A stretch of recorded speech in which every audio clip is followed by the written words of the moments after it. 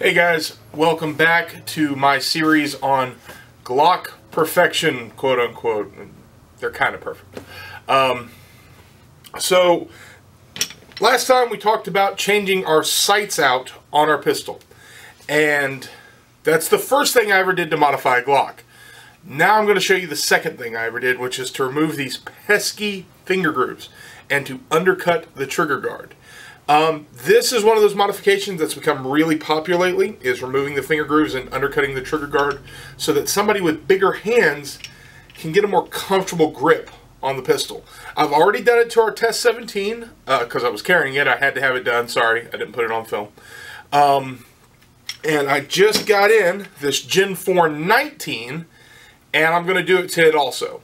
I'm going to show you how I do it and how you can do it at home. There are many gunsmiths that offer to do this service for you. I've never used any of them. When I look at their work, it's way better than mine, but I can still do it at home.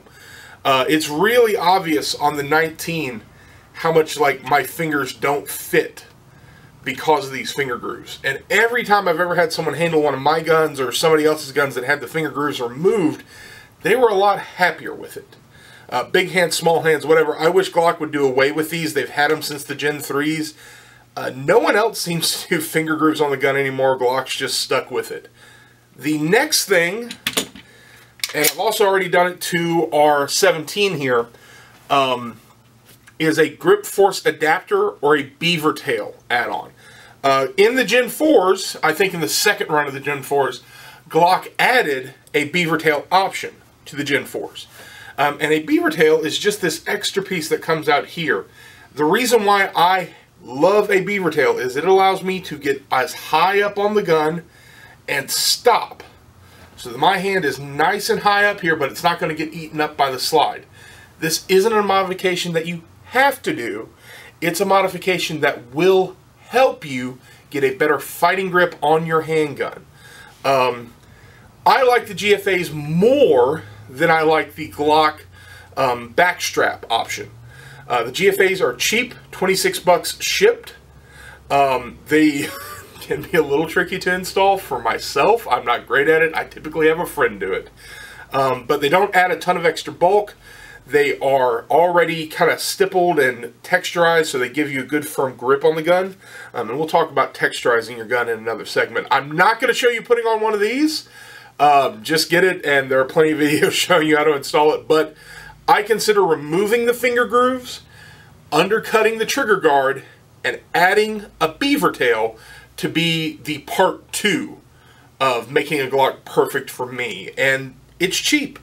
You can get a Dremel tool for about 20 bucks from Home Depot, and a GFA from grip force adapter for 26 bucks. So for under 50 bucks, you make these guns a lot more comfortable for someone with larger hands.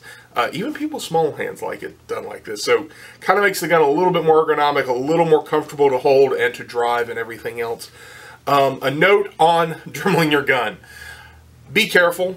Go slow. Slow is steady. And, you know, you can always take more off, but you can never put more on. Don't be in a rush to do this. And take your time. So now I'm going to show you dremeling the finger grooves and undercutting the trigger guard on this Glock 19. Alright guys, here are our tools that we'll be using. This is a Dremel 100, available at Walmart, wherever you shop. They'll probably have a Dremel tool set.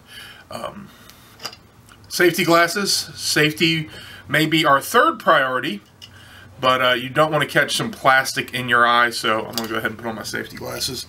And some 100 grit sandpaper. I use this to kind of smooth it out after I've been doing it for a little while. So I'm going to start with my Dremel, and I'm going to show you removing this bottom knuckle and just show you how fast this really is. It does not take long.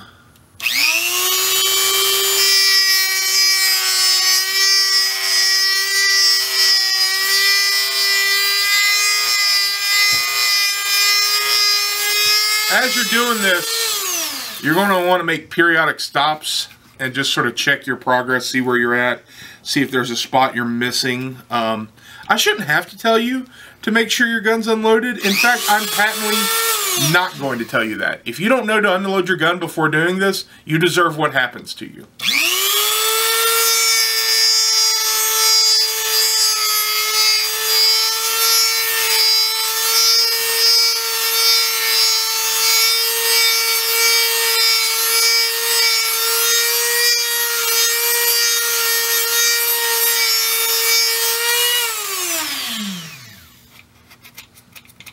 You'll get these little chunks of plastic. You just got to rip it off. And you can already see that we're making tons of progress. It's just about gone. There's a little bit more of a nubbin I want to remove.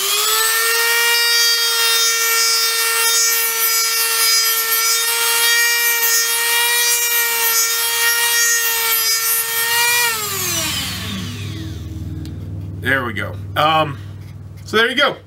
I've done probably 15 to 20 Glocks at this point in my life where I've just gone through it, and it's pretty easy. You're going to do each one of these the same way. This one is probably the hardest one to get done, but I'm going to go ahead and finish that up, and we'll see what this grip looks like after I removed all the grooves, and then I'm going to talk about undercutting the trigger guard. So I've removed the finger grooves, and as you saw, it's really simple, just some back and forward motion, nice and slow and controlled.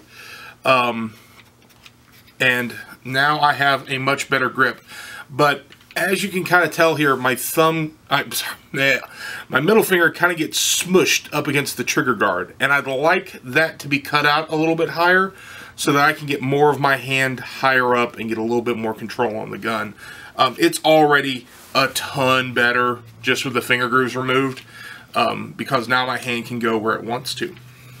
Alrighty, so I'm going to bring out a polish wheel for part of what I'm going to do this undercut job here.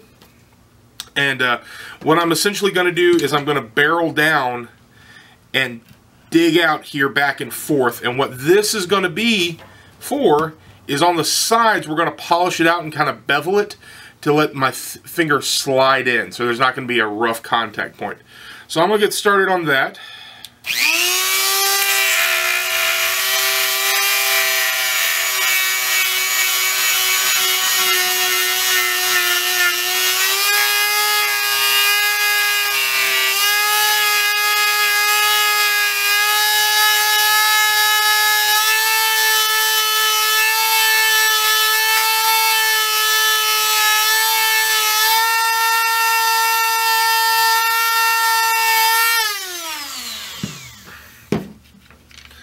I find that with 19s I have to cut them out a little bit higher than I do with 17s.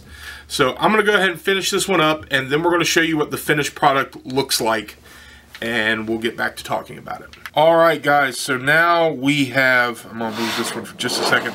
We have removed our finger grooves. We have undercut our trigger guards. I'm going to go ahead and give you a look and see what that looks like, and you can see how much better my hand is able to get in there. I know I'm saying it feels better, and it might not, and I also didn't give a super detailed explanation on how to do this, because people do it a lot of different ways, man. The first time I ever removed my finger grooves, I just used sandpaper because I was worried about screwing the gun up. It probably took me about 4 hours to get everything sanded down, whereas what I just did, I would say I probably just spent maybe 15 minutes at that, getting done to my gun what I wanted done to it. Now there are a couple other cuts that you can do. Some people bevel out this area to give their support hand a little bit more purchase. I don't really do it.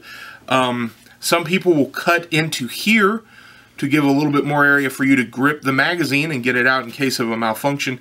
That's a good cut. I've never done it, so I haven't tinkered on how to do it yet. I may experiment and do that with this one.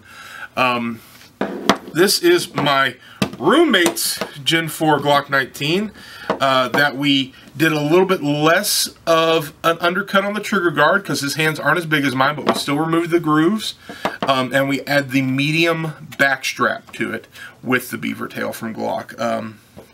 Great option. I'll either do a medium on mine, or I will get a Gen 4 grip force adapter from Grip Force Adapter and put it onto here. So there you go. Part 2 of what do we do to make a Glock perfect. And when we come back, our next point will be Stippling or texturing the gun, what to do, how to do it, what to consider when you're doing it, and what are the actual benefits of doing it.